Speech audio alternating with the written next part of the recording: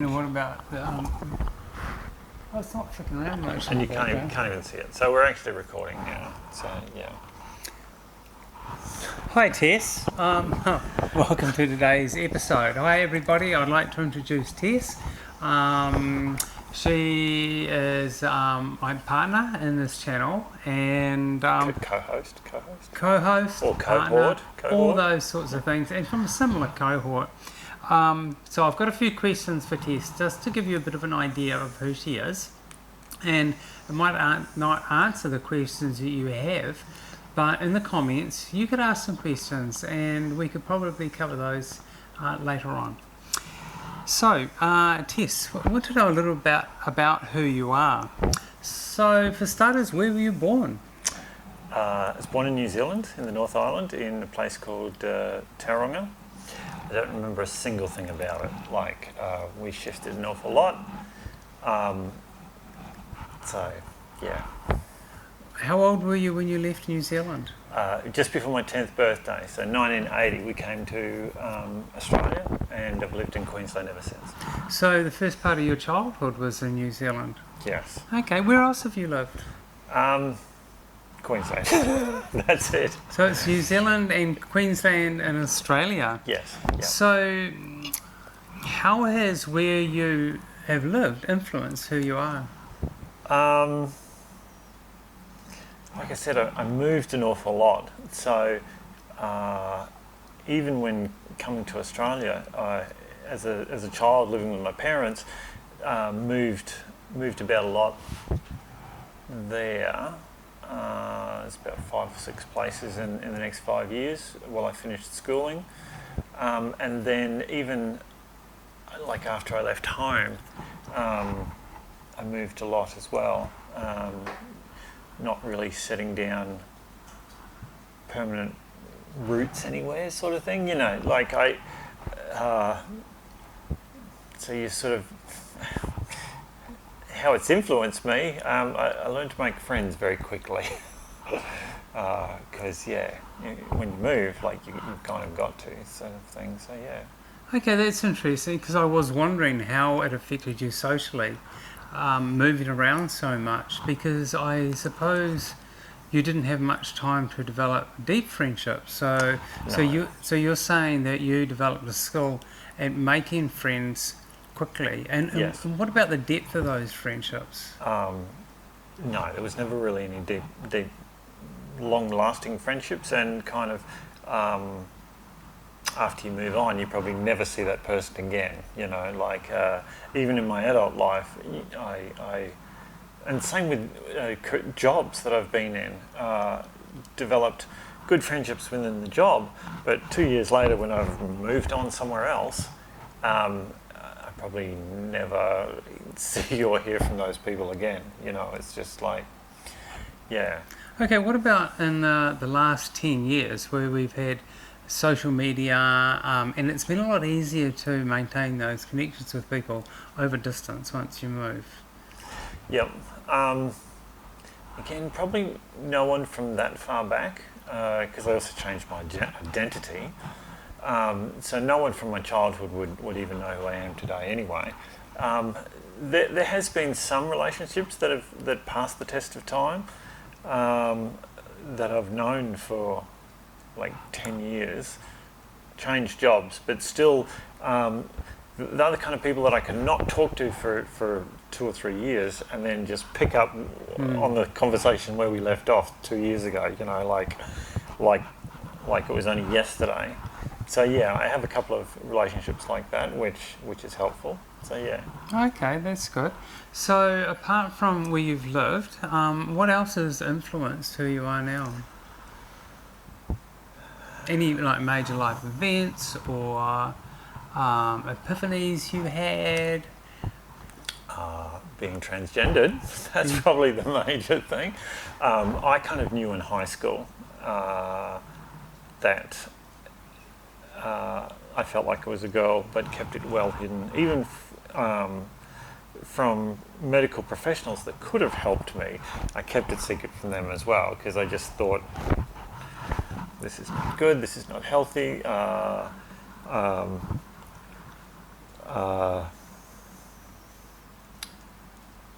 Yeah.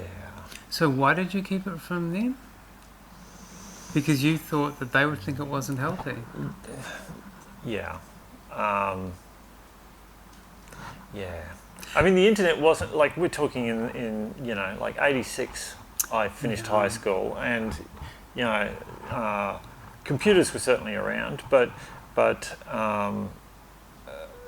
they were cost prohibitive to a 17-year-old, you know, like, and, you know, the internet wasn't a thing, social media wasn't a thing, so, yeah, I kind of went all through this just from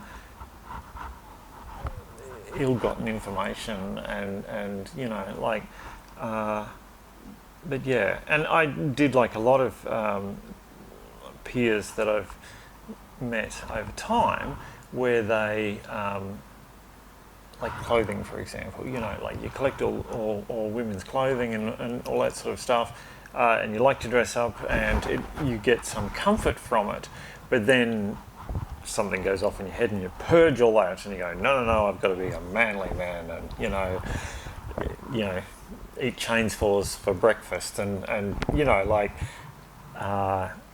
and a few of my careers were certainly based in that sort of male-dominated Sure. industries to disguise anything that was going on internally. I suppose it must have been difficult when you feel you're a woman inside and you feel comfortable behaving as a woman, but society's kind of been teaching you to be ashamed of that. Yeah. Do you think that's why there was that purge cycle? Oh, absolutely.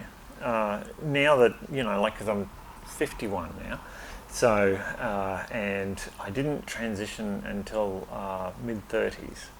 Yes. So the internet was more of a thing, and accessing like-minded support groups, and being honest, being able to be in a position to be honest with myself and communicate to counsellors and psychologists and other groups and all that sort of stuff, realised, well, that's actually perfectly normal to feel that way. It's not this terrible thing that, you know. So, yeah.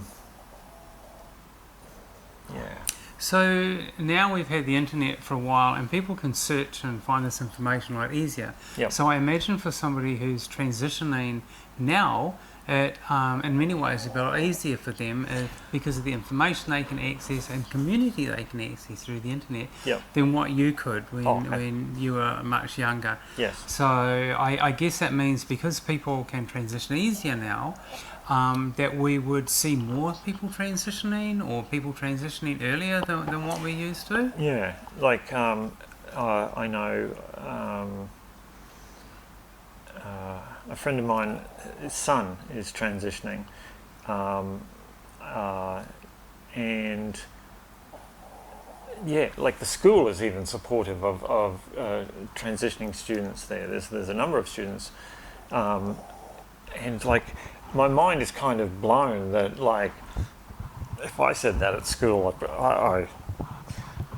I don't know what would have happened. I imagine it wouldn't have been a good outcome. But I think society as a whole has come a huge steps. I mean, I think we still have more to go. Yes, sure. But yeah, we have come a long way.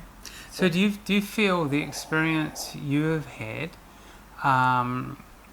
would still be able to, you know, support that, you know, that you could share information on your experience? Do you think that would still support people who are transitioning today? So if we made videos, for example, on transition experience, that there would be people who could benefit from that by searching online and finding your video, information for your video. Absolutely. That, I mean, I've wanted to start support groups before, about 10 years ago actually, and found it difficult. I knew there were people out in my community that could have benefited from, but I mean, getting the word out and having this media is a soft step. Is a, you know, like, if we can share our experiences and go, okay, it's perfectly normal to feel this way, or it's perfectly okay to be yourself. In a non-threatening way, like, you know, people don't have to leave their homes, and they, you know, they can watch us there and you know, take steps without having to just find their way blindly. You know, like, Yes, sure. yeah. So I think that is something, that is a passion that I would like to. So in future videos, do you feel we could do one where you outline your transgender journey in a bit of depth? Yep. You know, what you experienced, what you were feeling, what you feel others might be experiencing too. Because I imagine during your journey, you've met others who have kind of followed your path in one way, but all having a different experience and you're sharing with each other. That's one thing that I have learned. Everybody's journey is so unique and so personal, that you can't just have a blanket, oh, this is the steps you need to take. You need to take the hormones, you need to, you know, do this, you need to book your surgery, then you need to, you know, it doesn't work that way. Yeah. Early on in my transition, I actually found that even in the trans community there was some negativity to people that wanted to take it slower, or wanted to transition to their comfort level, but you're kind of like, oh, you're not genuine if you don't go to the extreme sort of thing. I have found that is changing, so, which is good, because it's just good, you know, like, everybody's individual and everybody's journey is different, and all their background experiences will guide them to the way that they feel comfortable going. And even to the point, like, so, you know, I may set a goal, I go, oh, look, I want to achieve this level because that's what I want. When I get to that goal, I go, well, it's actually okay to go to this goal. But you know, when you're at this level and looking at that level, you go, oh no, I could never do that, I could never achieve that. But I mean, I've resigned myself to the fact that transitioning is a lifetime journey. Like, you never fully achieve your goal until you're not here anymore. You know, like, it's a continuum. It's just like this. Yeah, and I think it's also, I was going to say, I think it's also given me an insight to human behaviour. Yes. And like, so some of my jobs that I've had, I've worked with people in care capacities, like nursing and aged care, and sort of seeing both sides of the fence is it's very insightful. Like, you can understand, well, this is how I perceive it, you can understand people's motivation based on their gender, you know. Yes. Yeah. So I guess very few people would have had the experience to give them that insight, to be able to experience both genders, to be able to be raised in one, and to self socialise as the other, and integrate that into your being, and to be able to see what's going on. I have heard similar from others that that it's given them a lot more insight than someone who had been that same gender their whole life.